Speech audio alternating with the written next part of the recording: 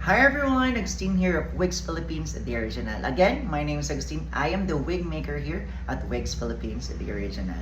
Diba pa ulit-ulit tayo, Wigs Philippines, the original Agustin. So, if you wanted to have a fully customized human hair wig, dito. My studio is located here in North Caloocan, Barangay 177 to be exact. And if you're interested ka mag-inquire, you can definitely visit us or message us rather. Message us and we will send you the full details of our studio.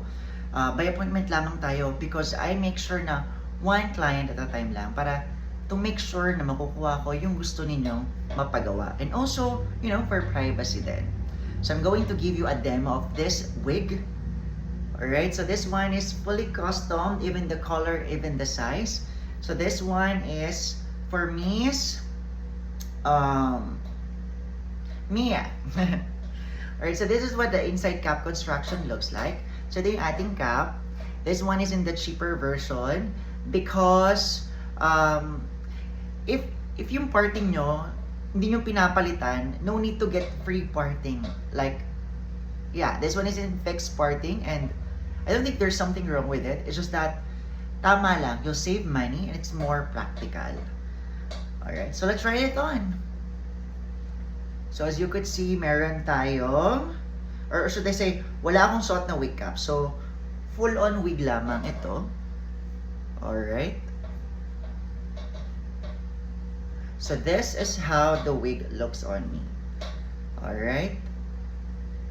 So this one is a fully custom sized. May excess lace pa yan. No? Nag-hide lang siya. So, nagbi-blend in lang yung color ng lace sa akin. The downside lang ng wig na to, talaga inuuna ko talaga yung downside, no? Is that this one, ayan, kita yan, and it's so maliit kasi ito lang yung ating parting and the rest is hair wefts. But of course, it's very easy. You just need to do it like that and it's gonna be hidden na. Especially if mag-add tayo ng side bangs or any layers to this one, hindi na yan makikita. So, again, this one is in the practical side na fixed parting.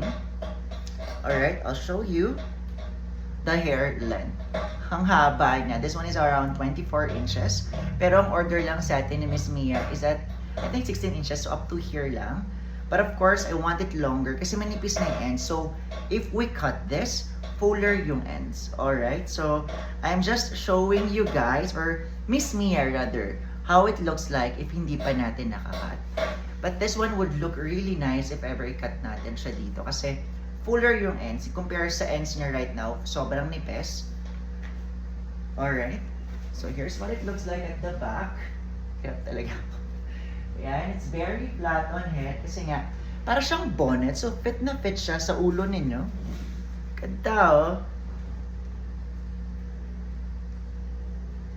It's just so nice. Ito na yung full hair sa front ko. It's very nice. Actually, ito yung wig na to. Ito yung ginaya ni Miss Mia kasi naka-display siya. And na-demo ko siya before. But now, she will have her own version of that wig. This one, oh my God, look at that. It's just so beautiful, di ba? Miss Mia, ang ganda! By the way, for this one, sabi ko kay Miss Mia, we're just going to have it cut upon pick-up na lang. So, I'm pretty much excited na ma-pick up to ni Miss Mia because I can't wait to meet her again. Sa lahat ng clients ko, yung mga napag-uusapan natin dito, it's just really nice. And I'll be honest with you, when it comes to making the wig, especially if nami-meet ko kayo, alam ko na maganda yung magagawa ko because every time na ginagawa or kinakalikot ko yung wig na ginagawa ko, naaalala ko kayo and I know exactly ano yung magiging best para sa inyo. And if ever nagkakaroon ng mga errors or any problem sa wig, alam ko yung itsura nyo if ever may in-scare or magagalit kayo, if in case pinush ko pa rin yung error na yon kasi maraming beses nagkakamali talaga ang mga nagagawa kong wig. And kahit almost done na siya, uulitin ko just to make sure masasatisfy kayo upon pick up.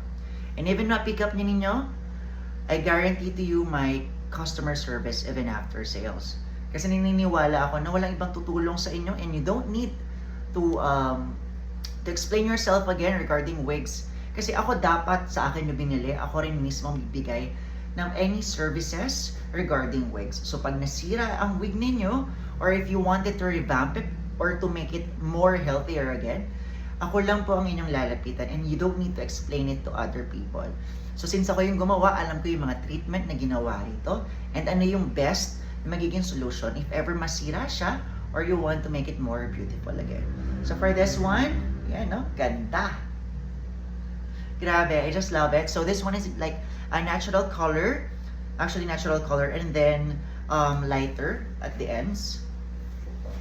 Very beautiful. So if you're interested in getting a wig just like this one, you know what to do. Please do message us here at Wigs Philippines, the original. So I'm your wig maker, Agustin. And by the way, for all the wigs that I create, I actually need 4 wigs para matapos ang isang wig. And if ever pumunta kayo rito, I can guarantee to you na mapag-uusapan natin mabuti. Ano yung magiging best hair para sa inyo? We can talk about the style, yung kapal, yung color, yung haba, and of course, kung sumabay ng free parting or kung ano pa man. But majority of the time, upon pick up, doon natin siya ginugupitan. Kasi, ito, for a content like this one, syempre, I have to make contents para malaman ng ibang tao yung mga nagagawa kong wig. However, kapag pick up na, it should need to be more personalized. And I know there are clients out there nagtatanong or nag-ask ng photos of clients na nagawan ko. Right now, sabihin ko sa inyo, wala. Simply because I respect someone's privacy. And kaya nga pumupunta sa akin itong mga clients na to is because they know that they can trust me regarding their privacy. And very confidential talaga lahat ng details ninyo sa amin. So you're very safe with me. Alright? So sa mga takot dyan na malaman na naka-wig sila, I can be your partner sa pagtatago ng secret na yan. And we have to make sure na mukhang natural lang hair ninyo while doing that. Alright, so again, my name is Agustin. Thank you so much for watching up to this part of this video. I know it's pretty long, but I just wanna talk and let you know that I make wigs. I make wigs as a living, and I make wigs because it's my passion.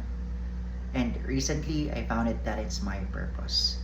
So I'll meet you soon, and have a wonderful day. Bye!